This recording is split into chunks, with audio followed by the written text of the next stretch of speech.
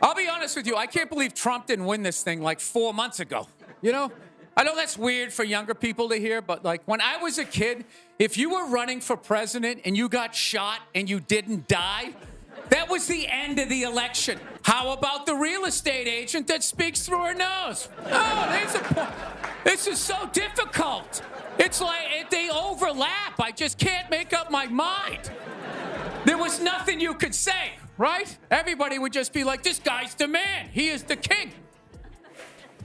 I don't know. I'll be honest with you. I think the number one reason like Trump survived is all those herky-jerky movements that he does. Ever seen a grumpy Trumpy get roasted like a Thanksgiving turkey? Well, folks, Bill Burr just cranked up the heat and served Trump extra crispy on live TV. Our favorite orange turd couldn't handle the spice and threw a full-on toddler tantrum. It's like watching a real-life comedy special, but the joke's on Trump. Before we move on, I'd like to ask you a small favor. If you appreciate this content, please take a second to like this video and subscribe to the channel. Over 98% of you watch the videos without subscribing. It costs you nothing, but it makes a huge difference to us. So, did you click the subscribe button? Great. Thank you so much. Now, back to the videos. So, Bill Burr decided to turn up the heat on our favorite orange turd, and boy, did he deliver. Picture this. A live TV show, a no-holds-barred comedian, and a thin-skinned ex-president. It's like mixing Mentos and Coke, but way funnier. Burr, known for his take-no-prisoners style, walked onto that stage like he owned it. The audience was on edge, probably wondering if they'd witness a comedy massacre or a MAGA meltdown. Turns out they got both. Liberals are so stupid the way that they handle Trump. What do you mean? You should shut up.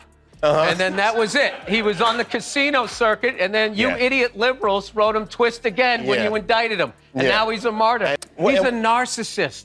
Neutral energy. Yeah. You think he'd go away if You know what I think he was? I think he was a one-hit wonder. Right? He wrote the twist. It's going to be great for comedy. He's coming back. This stupid election is finally over.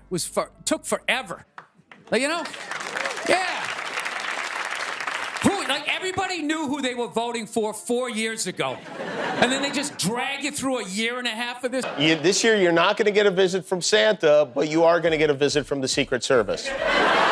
Our man Bill started off with a zinger that had everyone rolling. He took one look at Trump's infamous hairdo and said it looked like a dead squirrel glued to a balloon. Can you imagine? Trump's hair has been compared to everything from cotton candy to a neglected pet, but Burr really nailed it this time. But Burr was just warming up. He went straight for Trump's ego, hitting him where it hurts: his supposed business skills. He's so bad at deals, he could bankrupt a money printing machine. Burr quipped. Ouch. That's gotta sting for a guy who's always bragging about being a very stable genius in business. The comedian wasn't done yet. He dug deeper, poking fun at Trump's notorious insecurity. Trump's so insecure, he probably asks the mirror who's the fairest of them all. Burr joked. I mean, can you picture it? Trump standing in front of a mirror in his golden tower, fishing for compliments from his own reflection. It's both hilarious and scarily possible. But the real kicker, the joke that made Trump lose his cool, was still to come. Burr, with perfect timing, called Trump a toddler with nuclear codes and suggested he needs a timeout, not the Oval Office.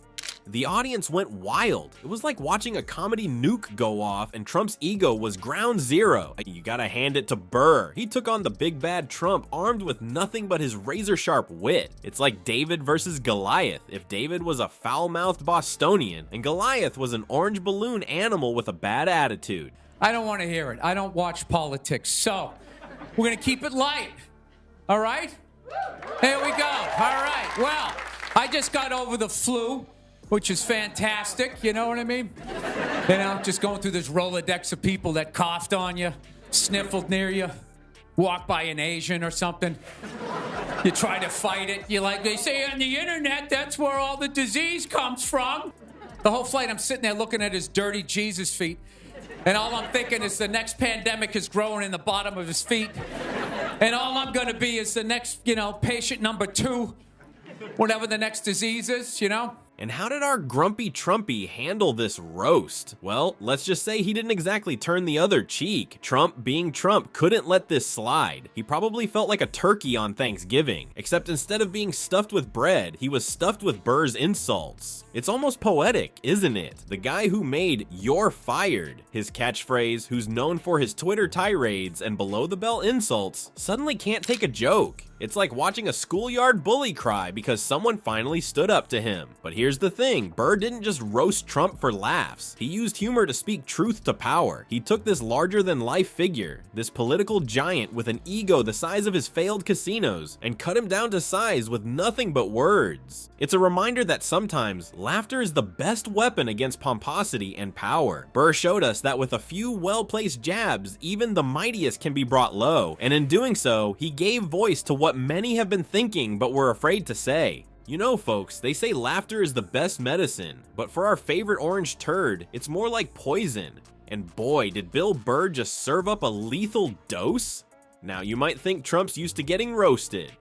I mean, the guy's been the butt of jokes since he first slapped his name on a building. But here's the thing, most of those jokes bounce off him like ping pong balls off a brick wall. So what made Burr's comedy so different? Why did it hit Trump harder than a well-done steak with ketchup? Well, picture this. Trump probably lounging in his golden tower, watching TV instead of reading those pesky briefings. He catches wind of Burr's roast and his tiny fingers start twitching. Will he ignore it like a mature adult? Ha! Good one. Nope. Our man-baby-in-chief is about to show us his diapers full. Trump reaches for his phone, ready to unleash a tweet storm that would make a hurricane jealous. And boy does he deliver. First tweet. Failing comedian Bill Burr thinks he's funny. Sad. Couldn't sell out a phone booth. Oh, Donnie, you're really showing your age there. Phone booth? What's next? Complaining about the price of penny candy. But wait, it gets better. The tweets get angrier and more incoherent. Bill who? Never heard of him. Probably lives in his mom's basement. Really, Trump? You've never heard of him, but you know enough to insult him? That's like saying you've never tasted a hamburger, but you hate McDonald's. As Trump's meltdown continues, he goes on a 3-hour Twitter rampage. He misspells comedian 4 different ways and accidentally insults 3 world leaders. It's like watching a toddler have a tantrum in a china shop, except this toddler has nuclear codes. But here's the kicker. Trump's reaction to comedy might be the key to understanding his whole presidency. Think about it. The guy can't take a joke. He's more fragile than a snowflake in a heat wave. And that's exactly why Burr's roast hit him so hard. See, most comedians go for the low-hanging fruit. They make fun of Trump's hair, his spray tan, his tiny hands. But Burr, he went for the jugular. He called Trump out on his insecurity, his incompetence, his childishness. And he did it with a grin and a wink that said, "We all know it's true, don't we?"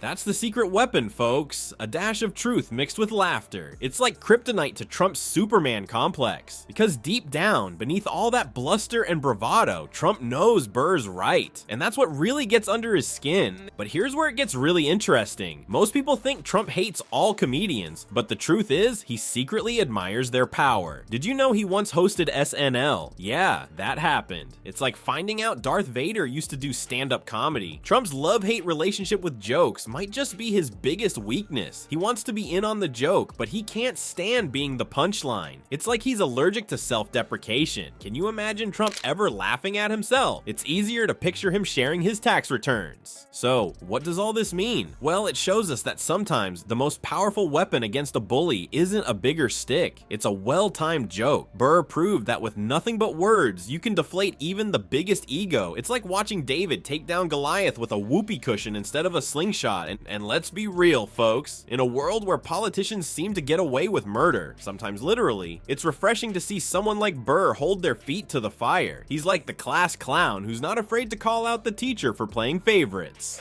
Well, folks, looks like Bill Burr just gave us all a masterclass in how to deflate an oversized ego. Who knew all it took was a few well-placed jokes to make the most powerful man throw a tantrum like a toddler who dropped his ice cream? But But here's the real kicker, Burr didn't just make us laugh. He showed us that sometimes the best way to fight back against big, scary politicians is with a good old-fashioned roast. It's like political kryptonite, and Trump's reaction proves it works better than any fancy debate or boring press conference. So next time you're feeling down about the state of politics, just remember, even a regular Joe with a microphone can make the orange turd lose his cool. It's almost enough to make you feel sorry for Trump. Almost. And hey, if you thought this was fun, just wait till you see what we've got coming up next. We're talking about how Trump went absolutely nuts when Jon Stewart destroyed his entire reputation over debate lies. Trust me, you don't want to miss it. It's like watching a train wreck if the train was orange and had really bad hair. So keep laughing, folks. It might just be our secret weapon against all the craziness in politics. After all, if we can't beat them with facts, we might as well beat them with punchlines. And who knows, maybe one day we'll look back on all this and laugh or cry, probably both.